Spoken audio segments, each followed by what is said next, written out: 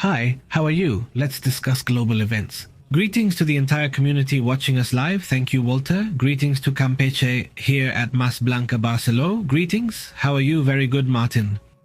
Hey, well, one of the most curious situations we've experienced lately is this weakening. First, because of the possibility that it could cause an impact on the satellites, but now the South Atlantic area is showing a decrease that they say is a sustained weakening of the Earth's magnetic field, a phenomenon known as the famous South Atlantic Anomaly. Its expansion has gradually moved toward Africa, slowly moving away from Latin America, but it remains there in the Atlantic between these two continents. The region then has a magnetic intensity that is much lower than the global average. This has expanded significantly since 2014 and currently covers an area comparable to half of Europe. This has two cores that are the main area of constant evolution. And well, although we've mentioned here that it doesn't pose an immediate risk to the surface, it does require certain adaptations in instruments like the Hubble telescope, which interrupts its activity when passing through this area. Also, for example, look, the space station and certain satellites have to stop their activity when they pass through there. Scientists warn our understanding of the phenomenon is limited, and we still don't know exactly why it happens. There are theories and hypotheses, but the reality is it's unknown.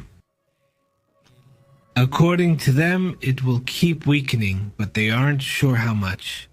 We have to remember that this is also a protection against the solar rays, so in some regions, well, there's less protection from the rays. Precisely because that field is missing. Let's be precise, based on what we observed with the solar storm, right? This impressive storm that took away the magnetic field for a few seconds. Well, yes, it's surprising and concerning, isn't it? And what Chris Finley from the Technical University of Denmark says is that if you live on the surface, you have nothing to worry about. The ones who have to worry are the astronauts, for example, who are out there in the atmosphere and don't have protection in that area. Not in the mosques. In the mosques, the owners of the satellites. In any case, what it can cause is an impact on the services you may have, especially direct satellite services. That could be a problem for people living in this region of the world. It could be, although we have to remember that most of the internet comes through submarine cables, not directly by satellite. So most people won't even notice or encounter a problem. Yes, exactly. What really stands out is how it's moving, because it has been moving as we've been telling you this news. In recent years, it has moved and the area has expanded. And to this day, they still haven't explained how it's generated. Well, exactly. What is it that's causing it? There aren't too many theories, and so far what they admit at least is that this is simply something of unknown origin, right? Now, another issue that also draws attention is what's happening in Honduras. Let's get into the details. Let's focus on what's happening right now. That's all. We'll hear some reports first, then discuss Honduras, which I think is one of the most important headlines in the world right now. Just to let you know that right now there's already a warning from Trump to everyone, to all his allies, basically. I mean, Trump is targeting Europe, he's targeting Canada, he's targeting Mexico. He's targeting anyone moving who's not Russia. Anyone who moves who isn't Russia. Everyone who has a friendship with or a treaty, whatever it is, that's where he's attacking. President Donald Trump has said that he is now considering expanding his military campaign against targets in countries like Mexico and Colombia. He has already warned about it since he started as president here in Mexico. What they have said is, well, zero intervention, zero participation, but yes to collaboration to address the issue.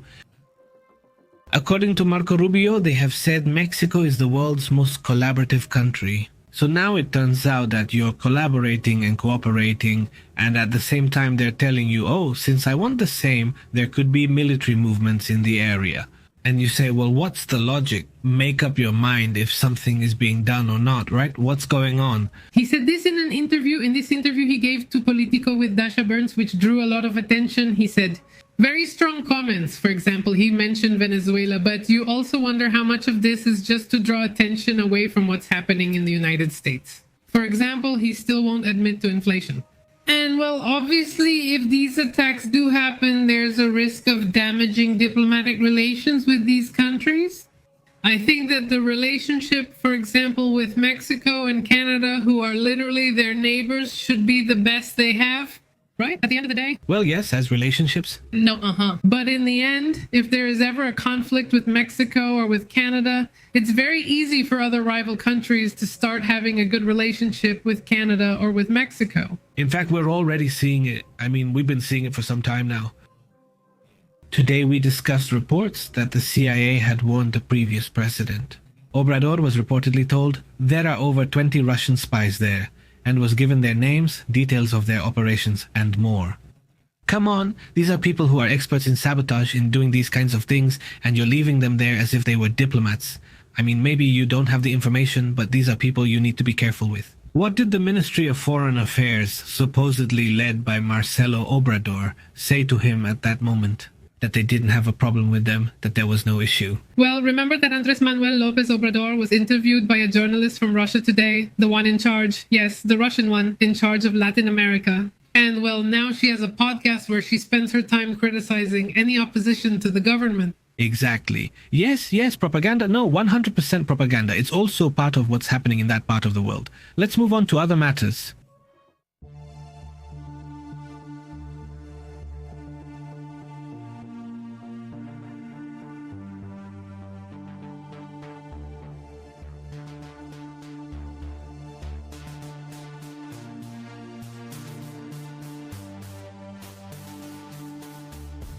There's a very strange case. Before we move on to other topics, there's a very strange case. This is the fourth case of this kind since 1978, but obviously it's something worth talking about. A man in Michigan, well, he was waiting for a kidney transplant, right? And you know that for a transplant like that, a person has to be, well, dead, right? The person has to die so you can get their kidney. So, well, a donor showed up, right? Someone who lost their life and gave him the kidney. Okay, everything was perfect. They gave him the kidney. A living person can also donate the kidney to you. Huh? Well, no, because this person donated more than just a kidney. They donated several things. Yes, so they donate the kidney to a person who just lost their life. And it turns out, well, let's say to the donor, I mean the one who receives the donation.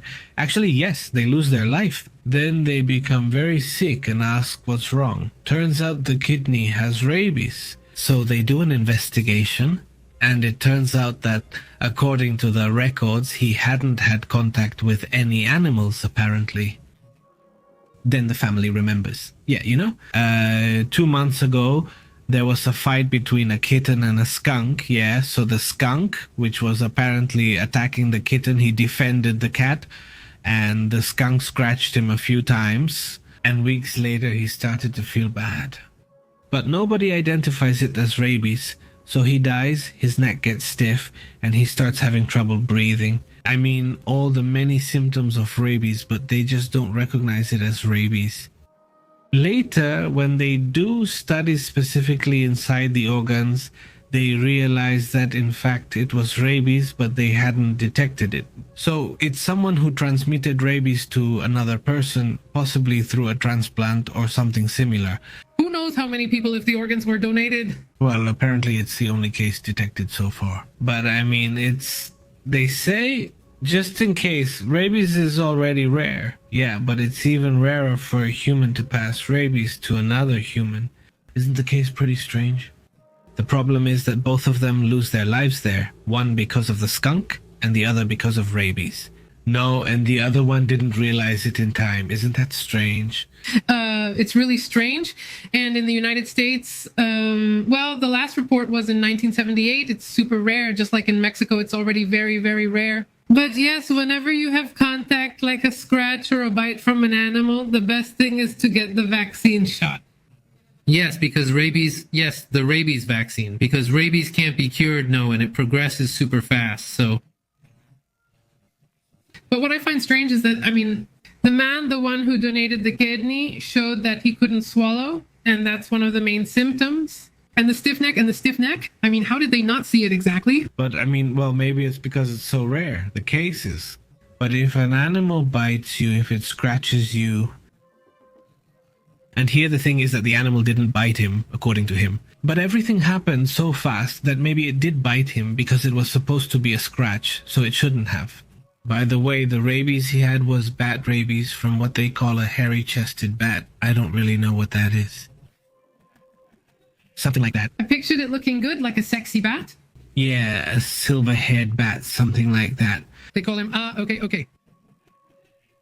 How annoying, the gentleman says. Well, yes, it was anger, but sexy. A sexy anger? Yes, right?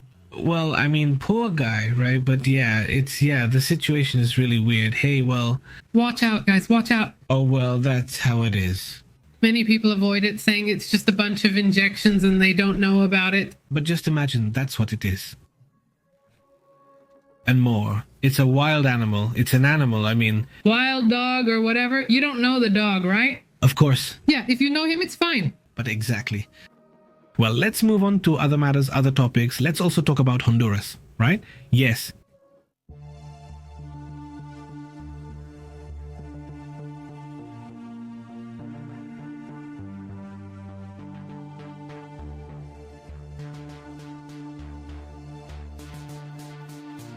That these elections, as revealed by the 26 documents presented, are tainted with nullity. Democracy cannot exist without justice. The Honduran people must never accept elections marked by interference, manipulation, and blackmail. The refounding of Honduras does not accept its mission. Sovereignty is not negotiable. Democracy is not surrendered. I affirm. Well, those are the words of the Honduran president in which she annuls the elections. Well, It was unthinkable that this would happen. This is basically a coup d'etat, Why? Well, because they had lost the elections. I mean, the official candidate lost with 19% of the votes, and there were two candidates way ahead. Oh, we didn't win, so the elections are suspended. It's that easy.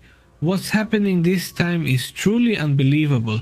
The Libre Party, currently in power, was pushed down to third place in the presidential elections in Honduras. With only 19.2% of the votes, the official candidate, Rixi Moncada, couldn't get the popular support that was expected.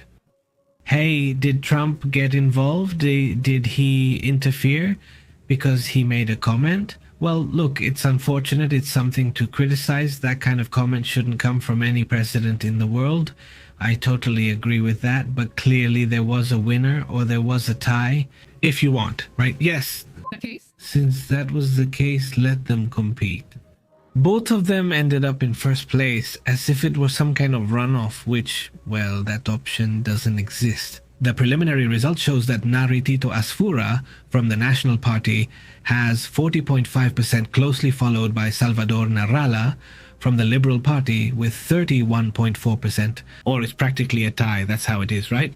Or is it a tie? Now, the difference is supposedly 42,000 votes, but Moncada ended up more than 600,000 votes behind. So it really is a big difference, obviously, and there are reactions.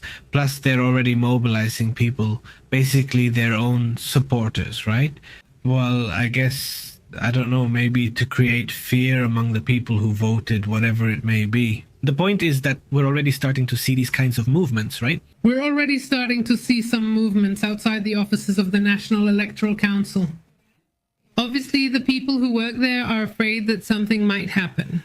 But the president of the National Electoral Council of Honduras, whose name is Ana Paula Holt, made a statement today. Well, yes, they're having technical problems. They've had several, but the recount hasn't changed anything, and the votes have not been compromised. Is she going to take action? Everything is running normally except for these system crashes, and they've had about 2 or 3 of those. But Hala tells the journalists that on Monday night there were 2 moments of difficulty in the contingency system. Both of which were resolved quickly and without affecting the release of results. They happened while they were processing the deputies' records corresponding to 2 departments. She says the problems are technical due to the large size of the ballots, but not with the system itself. In other words, it's a physical issue, not a system problem. Well, right now, what is being assured today, this we'll have to see in the next few hours. There are days when there's an order from certain groups, from certain collectives to operate in a very aggressive way. For a few days now, since all this happened, several electoral authorities have been warning that they feel intimidated, harassed, and so on. So there has been a lot of pressure on the electoral authorities precisely to give the advantage to the ruling party, right?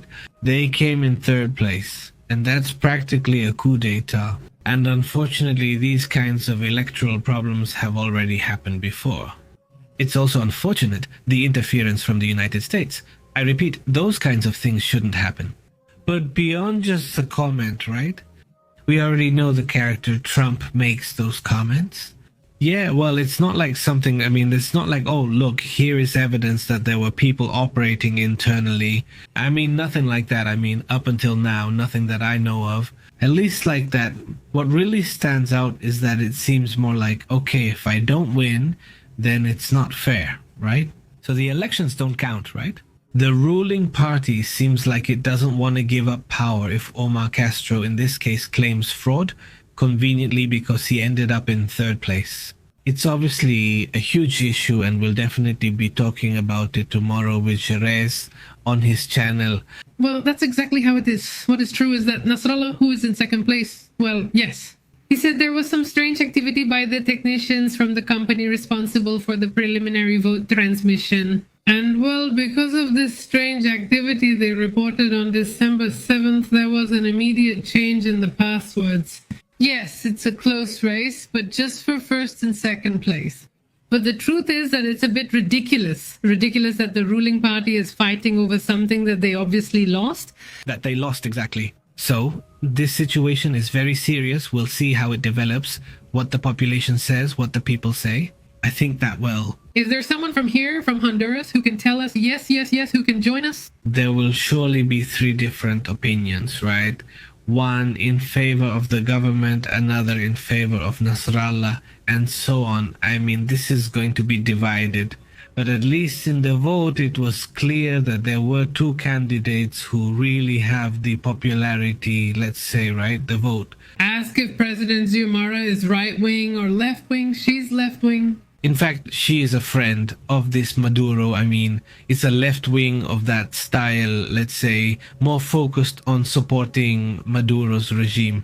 It's not a more mature left like in Chile, for example, or Uruguay even, which have been critical of regimes like Maduro's. Exactly. Although right now the left-wing candidate in Chile who's running for president is going to the second round. And it's a terrible criticism of Maria Corina. And it's good. She's not just, let's say, a socialist anymore, but she considers herself a communist now, right? She now says yes instead of no, but she's gone to the other extreme. More over there than over here, as we say here. Exactly. Well, let's move on to other important topics as well. But be careful with Honduras. We'll obviously keep an eye on what's happening. Friends from Honduras, get in touch with us so you can share your opinions. That would be super interesting, yes, and it's also of interest to the people who are in the electoral authority. No, because they've been under pressure since day one, ever since the elections took place. It's tough, so stay tuned with Ana Paula Halt, who is the president of the National Electoral Council. And, well, tomorrow we'll continue anyway, commenting if there's any important development on this topic.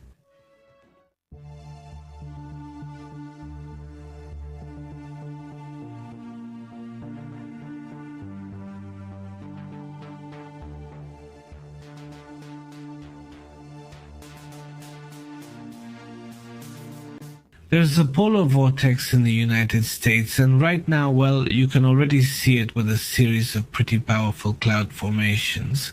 And right now, they say that the size, especially of the phenomenon, is totally unusual. Look, it's covering several states. Not only is it about the cold that's approaching, but it's also coming with very strong wind conditions. And above all, more than just winds, we're talking about polar level temperatures, like those at the North Pole. That's also interesting among what's happening right now. According to reports, The Arctic air mass hitting the United States has raised an alert. And the weather forecast between today and tomorrow, at least so we don't dwell too much on this topic, but yes, let's stay alert to what's happening, especially because of how unusual it is, right?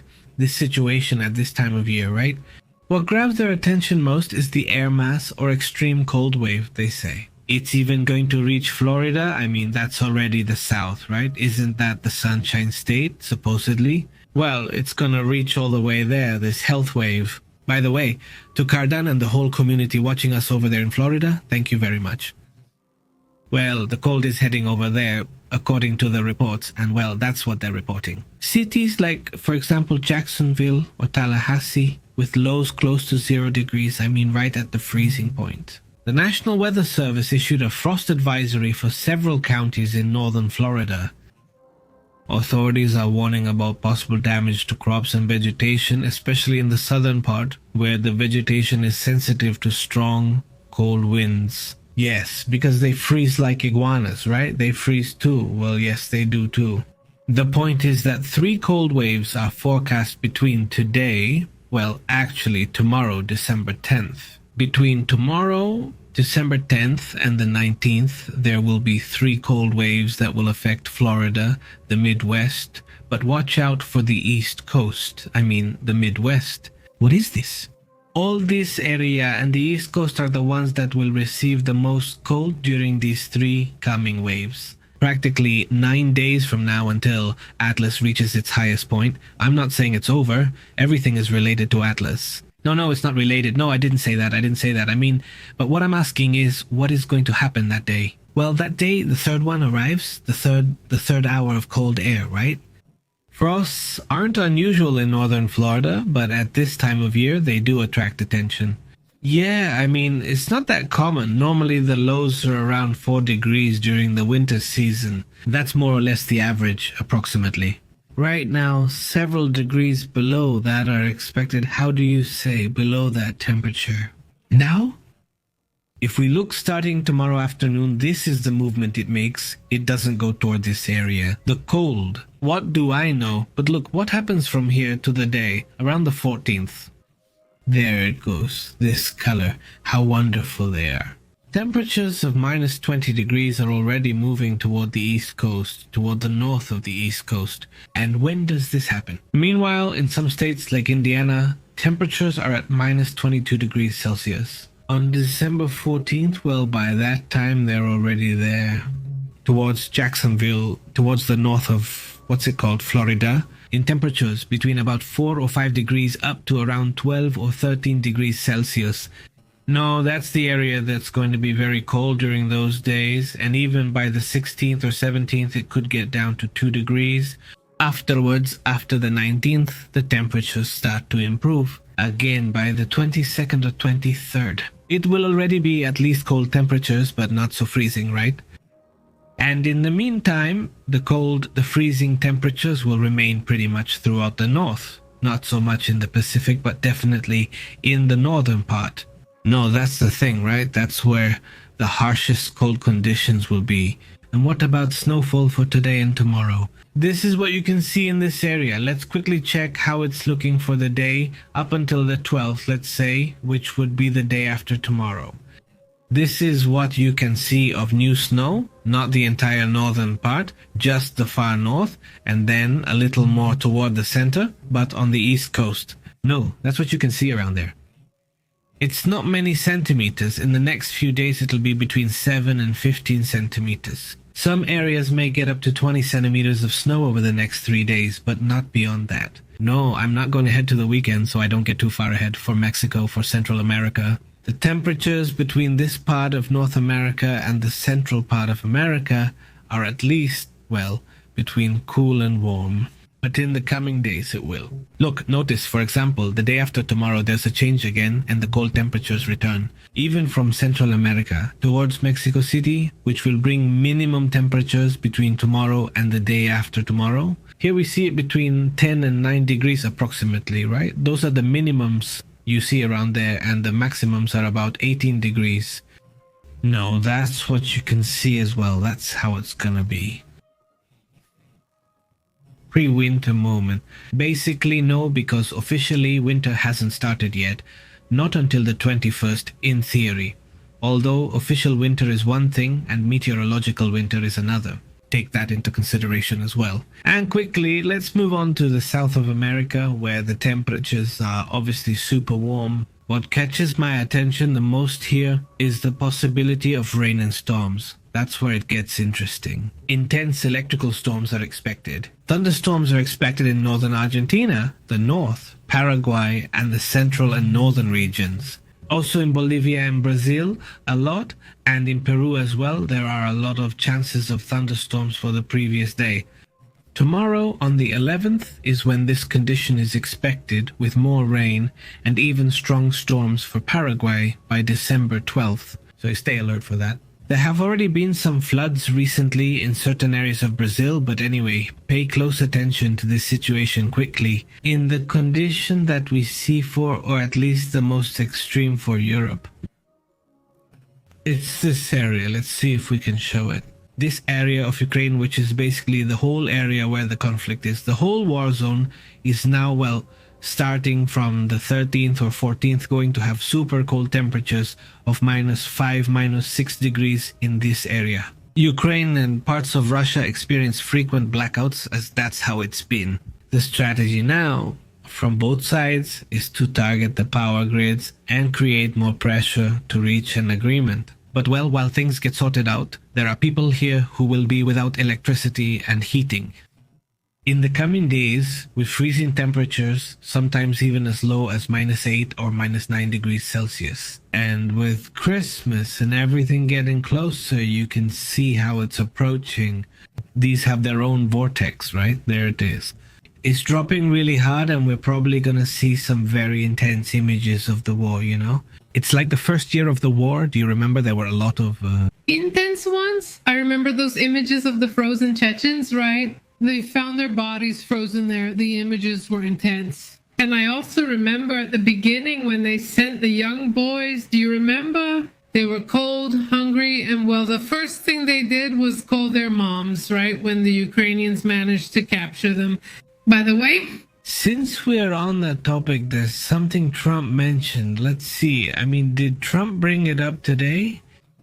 No, well, since there are elections in Ukraine and, well, look at all the more or less civilized countries follow a rule that elections can be held during war, since the enemy could exploit them.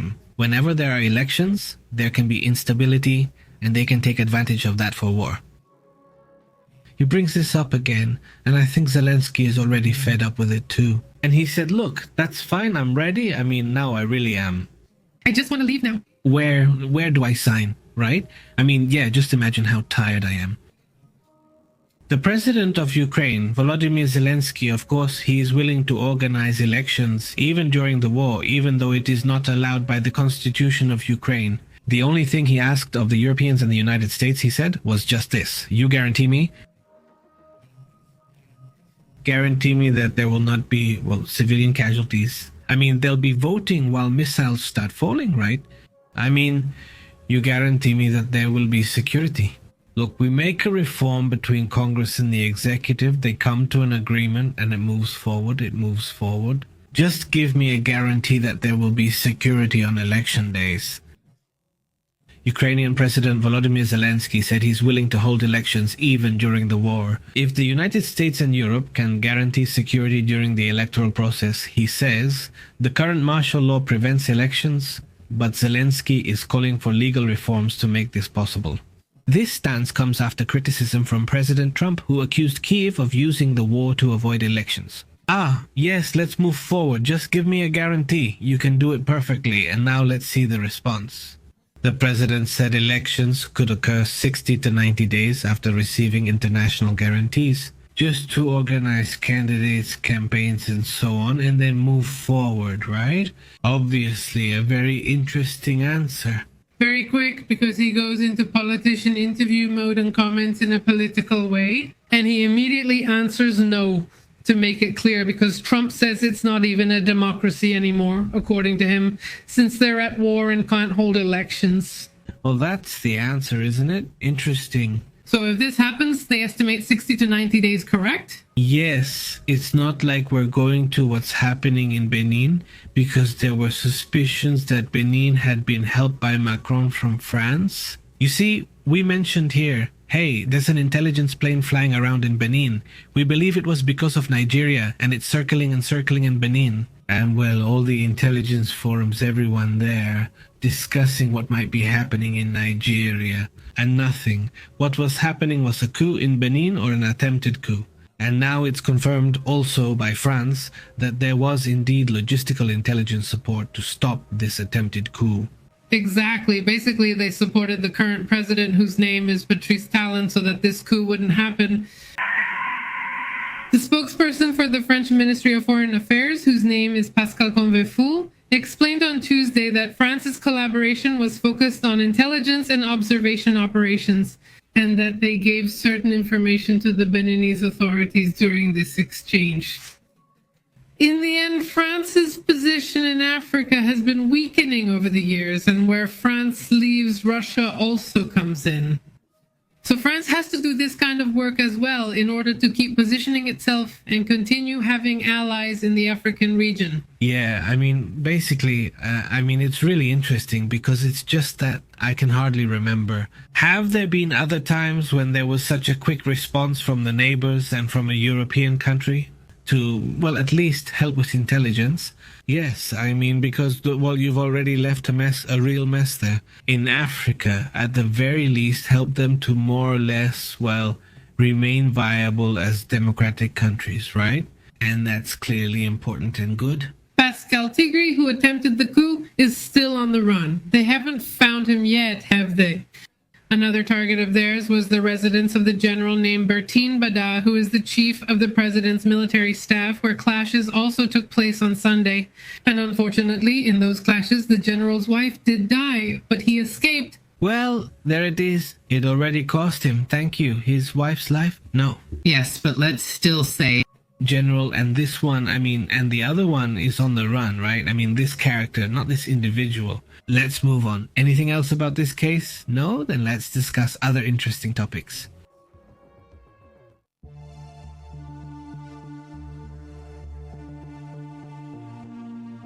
There's a report that adds to several cases we've already discussed here of intelligence documents that have revealed Russian plans for explosions on planes flying from the United States to Europe. We've already discussed how they use this type of planes that carry packages, where they sneak in, a small explosive,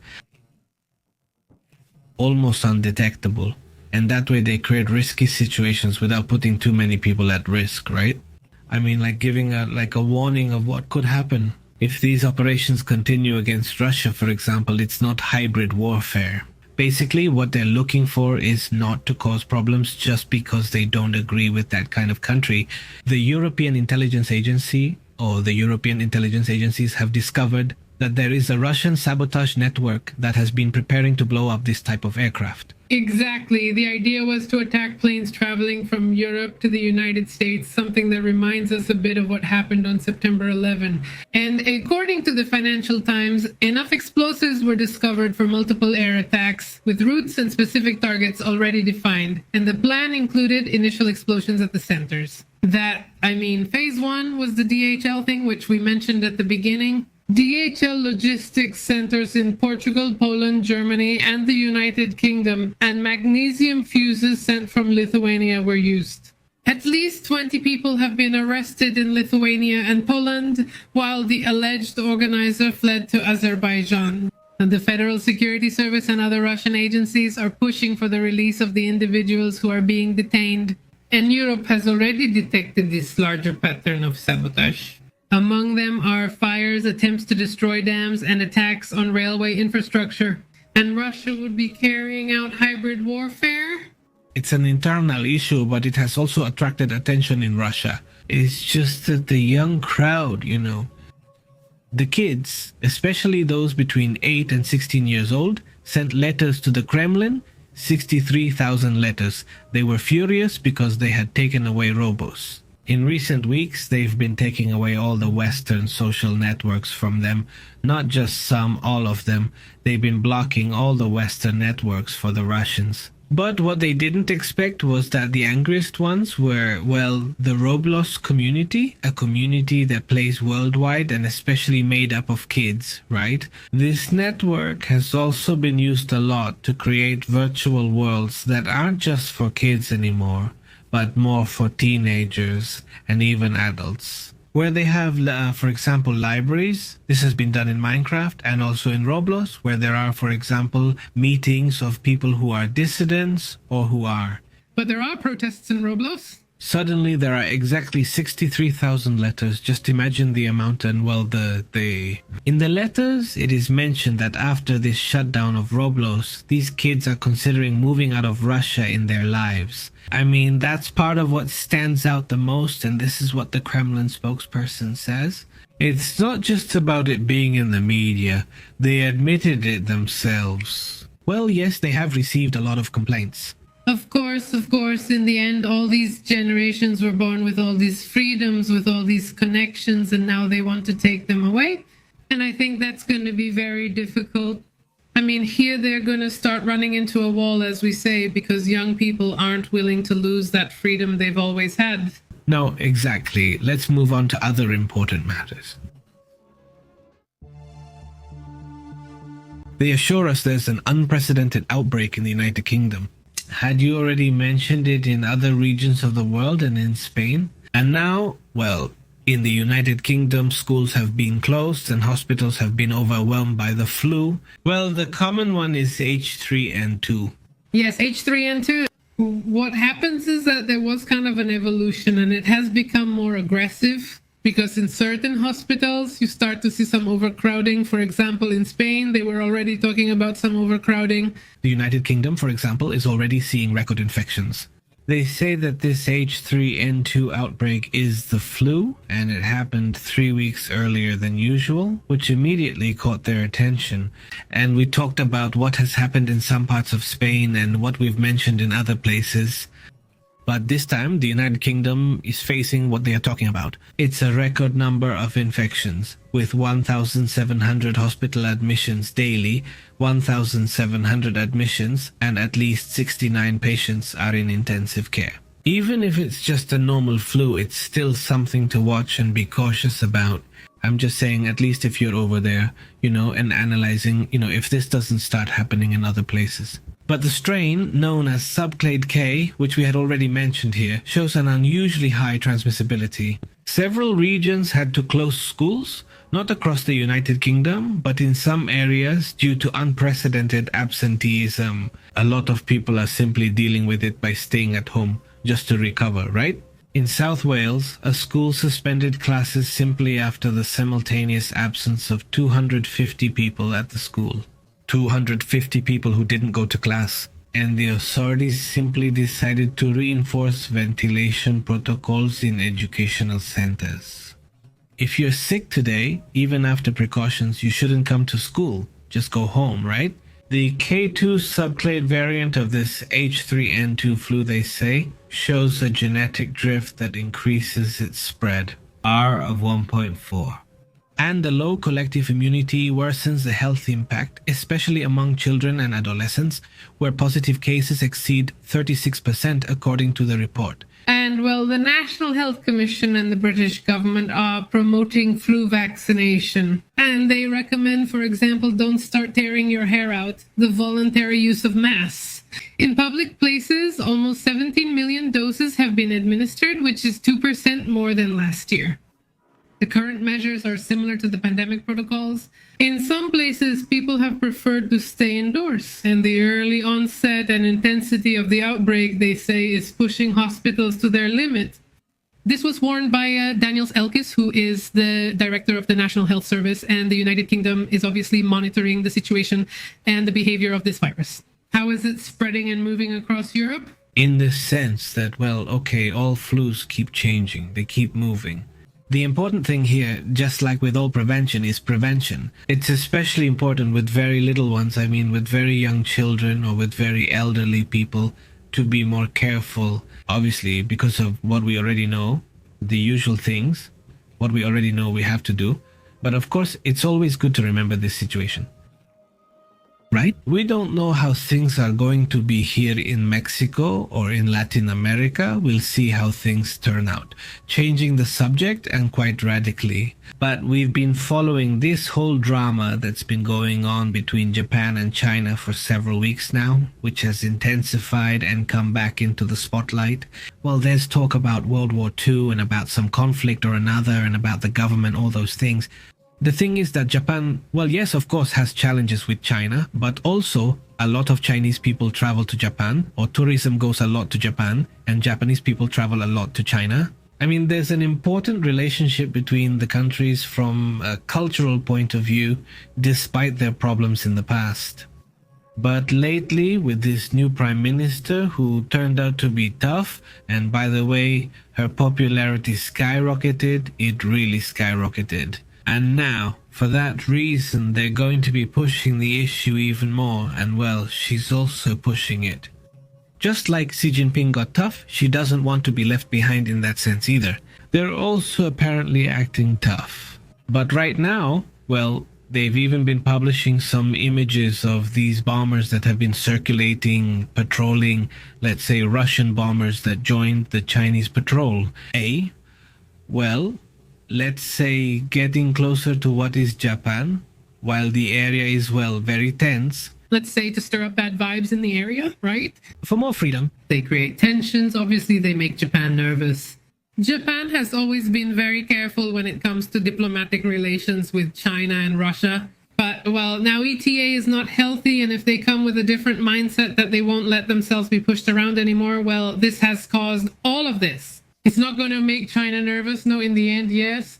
Nervousness in China because of their past. Obviously, not all Russian Tu-95 strategic bombers, which are nuclear capable by the way, flew from the Sea of Japan to the East China Sea. This was to meet up with two Chinese HS-6 bombers, and they carried out a long-distance joint flight over the Pacific. According to what the ministry said, 4 Chinese H-16 fighters joined the bombers on a round-trip flight between the Japanese islands of Okinawa and Miyako and the Miyako Strait between the two islands. It is classified as international waters. So, well, they're just flying around there. Let's say it's not obviously, well, it is tense. But at the same time, Japan detected activity from the Russian Air Force in the Sea of Japan, which consisted of an early warning aircraft, about 52 planes, the S-130S, and well, the Japanese Minister of Defense is called Shihiro Koizumi. She said that in X, it's good that the joint operations between Russia and China were clearly meant to show strength towards Japan. Not exactly where. Changing the topic in Asia, still staying in Asia, but moving towards South Asia. Between Cambodia and Thailand, there is a state of maximum alert. And even though they haven't officially declared war, they are practically two countries at war. There are several wars that this Trump has tried to calm down. One is between Cambodia and Thailand, another between Rwanda and the Congo. Currently, they're going all out in both places. No peace at all. They're fighting hard and people are dying. And well, obviously it's concerning because it's like this idea of I make peace because I have them sign a paper and bring them together here using, let's say, American power, but without any logic, without really searching for a solution. What's causing the problems now? The clashes on the border between Thailand and Cambodia have already been going on for 3 consecutive days. They're going all out. They're even using drones. They're firing artillery. Over there between Rwanda and the Congo, well, situations are happening too. In fact, because we once talked about the Congo, right? Like, how are things going? Well, it already came out. The European Union and the United States, along with other allied countries, are also demanding from Rwanda and the Democratic Republic of the Congo. And regarding the M23, they should halt the offensive, especially Rwanda and the M23, as Rwanda uses this group to wage a proxy war. We know it's Rwanda, but, well, they use them. And that they stop attacking this area of the Congo. Exactly. Rwanda is here, and the Congo is huge. But Rwanda, where you see it, is tough. And so they've been using this M23, this paramilitary group, to enter the Congo and take over territory in this area. Obviously, the Congo hasn't liked this, and so they're still going at it with everything they've got. Well, what the people from the Congo are reporting is that the use of attack drones, suicide drones, has increased, and this has obviously led to confrontation and risk for the civilian population. Just a few hours had passed. A day, just hours after signing the treaty. People were already fleeing from their towns, those who were in this conflict zone, because there were already attacks. There was never truly a time of peace. It's almost the same pattern they report here in Cambodia, It's not the border.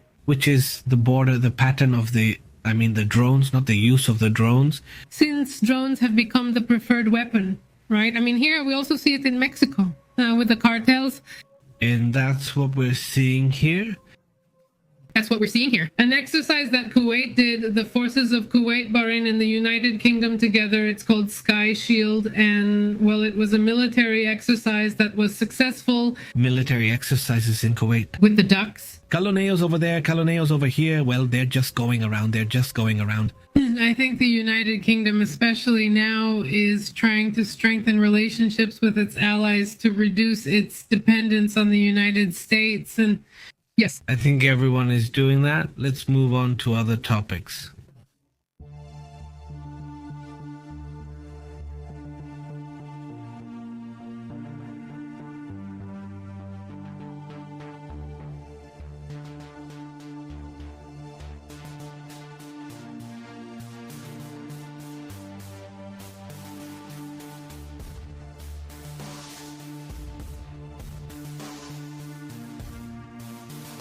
Let's go to the comments. How have you been?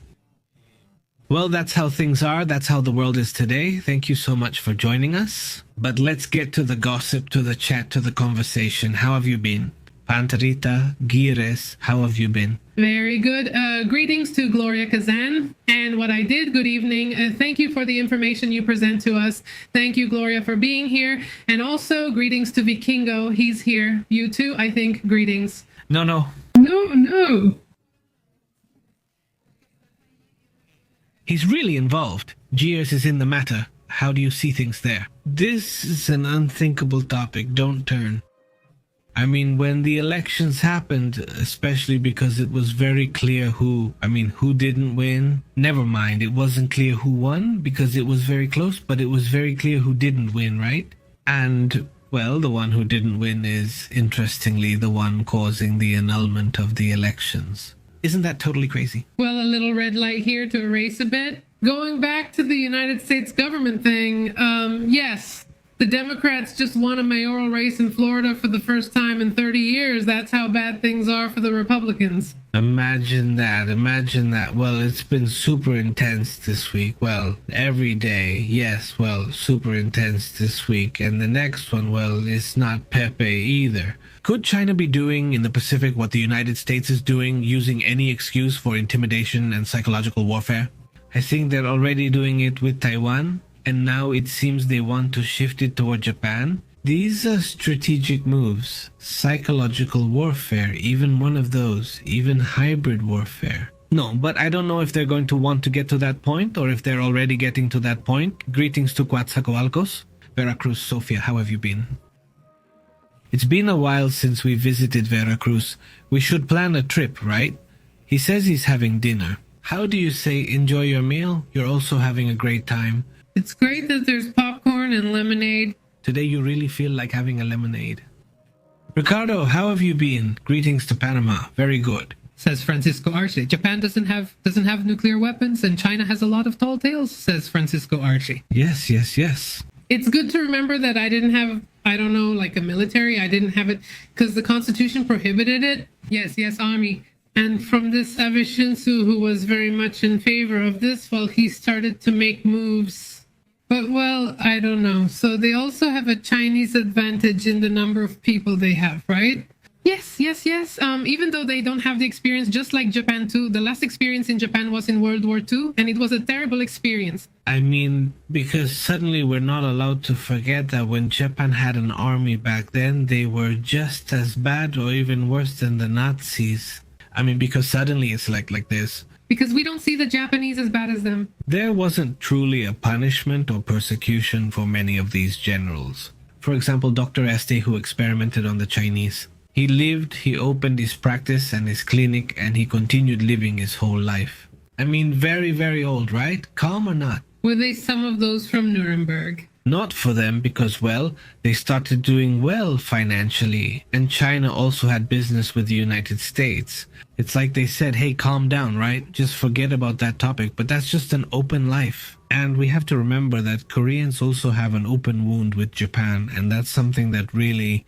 They've had to swallow to get along with them, says Karim Karen. She says, the mush, I feel hot. Trump, very concerning because of his strategic documents, and the United States doesn't even have the power to impose a solution anymore. And what about peace? Trump is concerning. That guy brings instability. Exactly. Do you have a documentary to recommend today? Was Jerez yesterday or the day before? I don't remember this, Puff Daddy. Yes, it's on Netflix. It's on Netflix, yes. I saw it, the mom's reaction. Who says it's really, really, really good. You have to watch it. And here Wilkoff recommends the documentary about Marcial to us. I don't know which one. It's on Home Box Office Max. On Home Box Office Max. Well, we'll have to watch it. It does make me uneasy to watch. It makes me uneasy too, but we'll have to watch it because if not, people have already asked us several times, especially since these are important topics. Man, sometimes you just want to relax at some point during the day. And you kind of avoid these heavy documentaries, but I guess we'll have to watch it. Yeah, Christy, she's worried that they'll ask Koreans what they think about the Japanese. It talks about the atrocities that we never heard about. In your books, you mentioned that Mexican education rarely discusses many historical topics. They're not talked about. Exactly what comes to us from Japan. Well, we get really cool things they have right now. Like the anime culture, everything is awesome, and a lot of topics are really good. The same goes for South Korea and China. We also see Asia as a whole, full of culture and fun and everything. But internally, there are certain problems, and at the same time, there's culture that's connected. I mean, because yes, when you see the number of Chinese tourists in Japan or Japanese tourists in China, there is quite a lot of tourism. I mean, not everything is about conflict. Right now, things are tense, but... Jerez says the Manchuria experiments were horrible. There are still regions in China that continue to suffer consequences from fleas infected during the experiments on the population.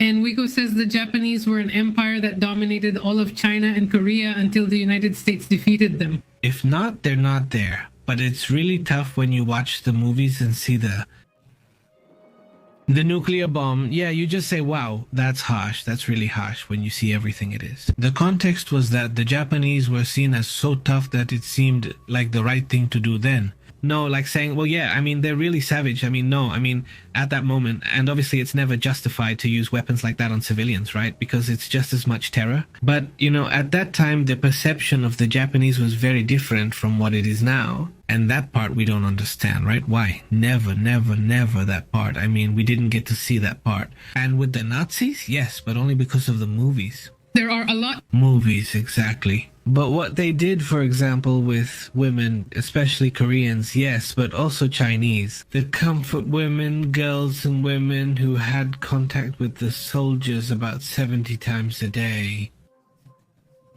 Yes, horrible. I mean, no, I mean, the comfort women, exactly, no. So, I mean, well, those are wounds that are still there. Yes, of course, because yes. So it did give me hope when I saw that China, Korea, and Japan were coming together and that they were going to make a treaty. Don't you say, wow, well, I hope so, because they really need to get along already, right? To start forgetting that part a little and begin healing it little by little. With business, culture, this, that, and then suddenly they get intense, says Chihuahuas. The memories of all that very recent past come back, right? And well, now there's the problem there, right? That's what he says. Ukraine, what do you think about Israel sending weapons to Ukraine? About North Korea cutting artillery ammunition in the North Korea-Russia relationship? There are a lot of topics there, but to start with, yes, I mean, it's going to keep happening, and that's it. The wars nowadays are no longer wars between one country and another. They're a mix of many countries getting involved in one conflict or another. That's why some countries have been very reluctant to get involved, not to send things. South Korea, how long did it take them to send something until North Korea gets involved? Remember this, South Korea didn't want to sell weapons to Ukraine. They sent them things No, not lethal. I mean, yes, they sent them things, but not lethal ones. Food or similar economic aid, right? For example, North Korea gets involved and says, wow, if my enemy North Korea gets involved, right? So, does that mean they're going to start learning how to operate in a war? Then I really will send weapons to the Ukrainians. And that's why they get involved. I mean, North Korea gets involved, South Korea gets involved too. So they also get involved by giving them weapons. I mean, that's the interest with interest, he says. I had pasta, soup, and chili for dinner. Wow, wow, wow, wow, wow, wow, wow, wow, wow, wow, wow.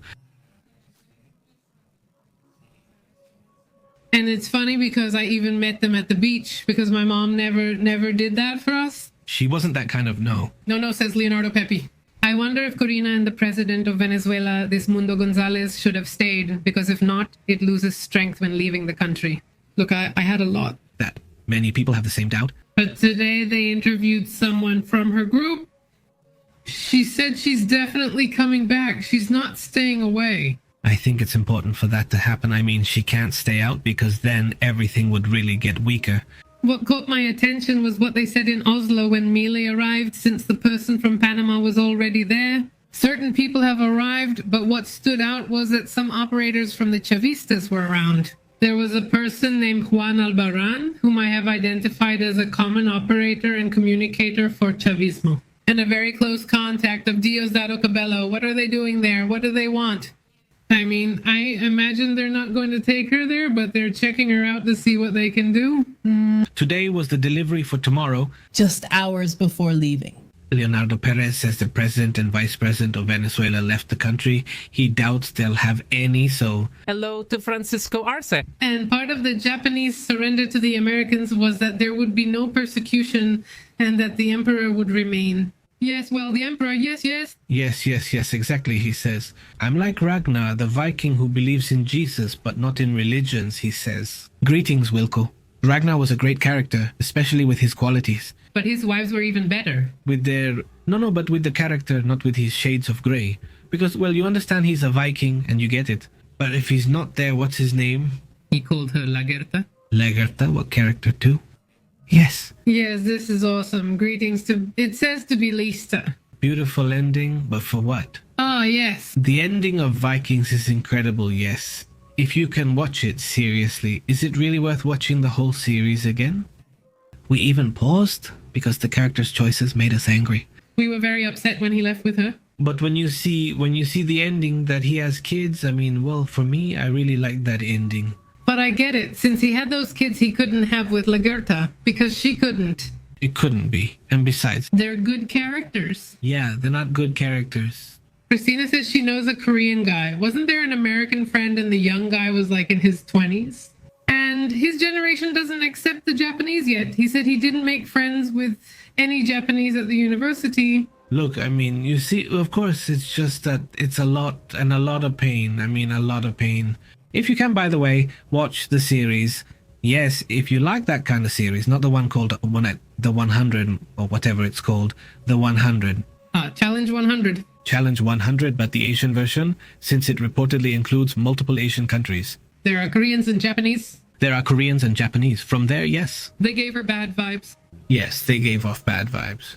All the Koreans. In the editing, they distract her a little, but you can see it. You can see some tension. It comes out a bit awkward in the show. It sounds awkward. They don't know how we got here. They're competing. I could already tell, but anyway. But X, oh well. But it's really good. If you like those kinds of reality shows, physical challenges, it's interesting.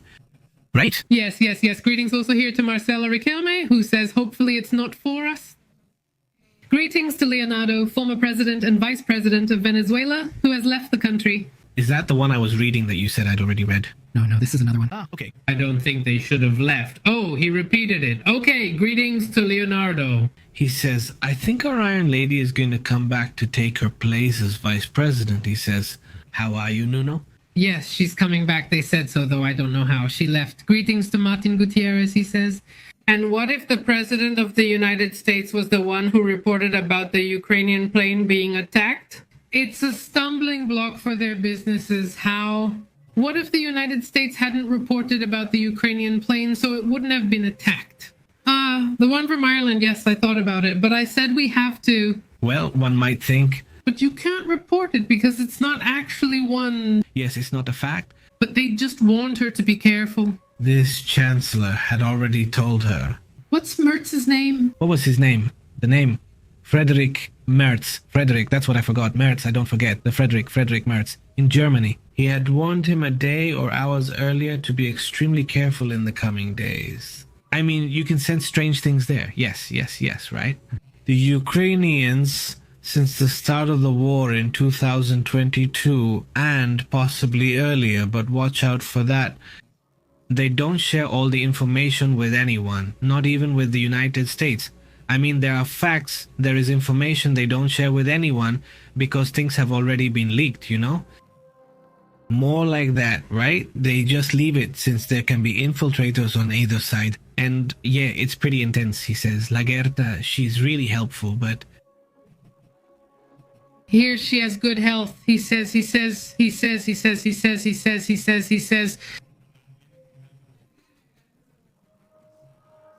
Goethe. She was beautiful, but more than that, her strength stood out. Watching her ready to fight was incredible. Yes, she's coming back. That's the plan. Hello, Tapatia, how have you been? Yes, very good. Greetings to Alex G. So what time do you get up or what? Are you already sleepy so early? No? Well, as far as I know, it's very early. It's 10 o'clock. It's 10 o'clock, Pepe. It's just that there are people like us who had to sleep at 5. Yes, I know, he says. Well, did you already mention that? Greetings and greetings to Sophia Loren. What a pleasure, Sophia Loren. Sophia?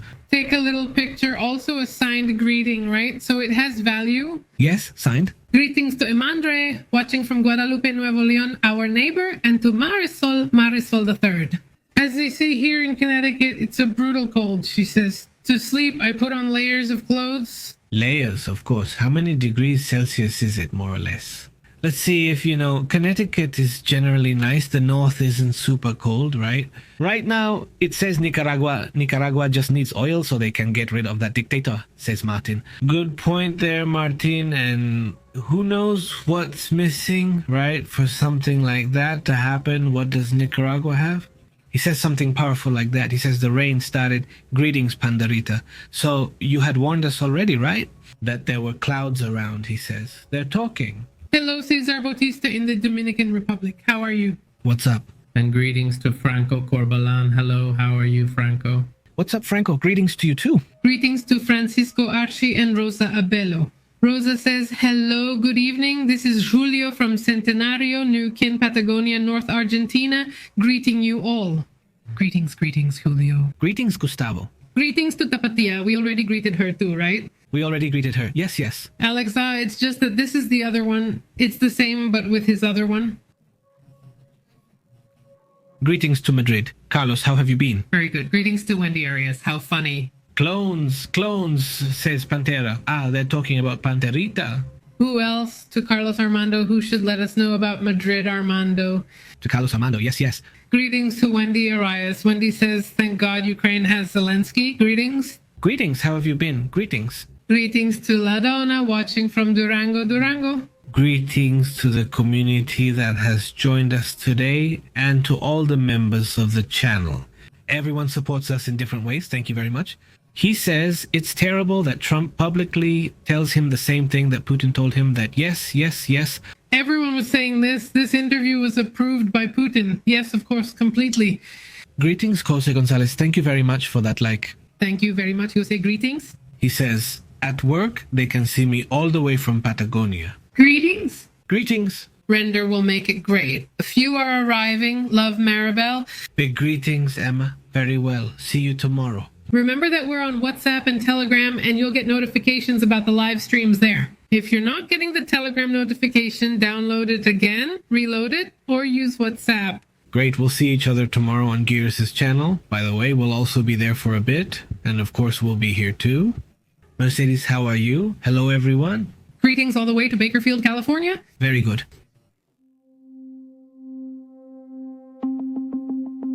Thank you for watching the PP News Live, where the events of planet Earth and the secrets of outer space are analyzed like nowhere else. Thank you for subscribing.